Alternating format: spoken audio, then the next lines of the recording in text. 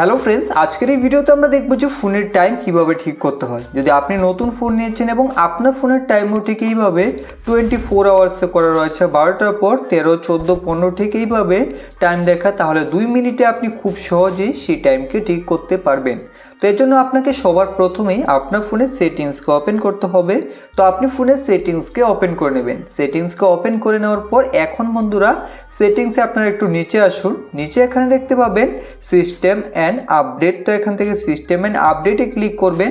এখানে ক্লিক করার পর এখন আপনি এখানে একটা অপশন দেখতে পাবেন ডেট অ্যান্ড টাইম। তো এখান থেকে ডেট অ্যান্ড টাইমে ক্লিক করে তারপর দেখতে পাবেন সবার উপরে টাইম ফরম্যাট, বা নিচেও থাকতে পারে, অনেক ফোনের নিচেও থাকে। যদি আপনাদের সবার উপরে থাকে তাহলে আপনি এখানে টাইম ফরম্যাটে ক্লিক করে তারপর এখান থেকে 12 আওয়ার্স করে দেবেন। তাহলে আপনি দেখতে পাবেন আপনার ফোনের টাইম এখন ঠিক হয়ে যাবে। এখন থেকে আপনার ফোনের টাইম 12টার পর 1টা, 2টা, 3টা, 4টা ঠিক এইভাবে ফোনের টাইম দেখাবে। তো এইভাবে খুব সহজে আপনি এই সেটিংসকে চেঞ্জ করে নিতে পারবেন।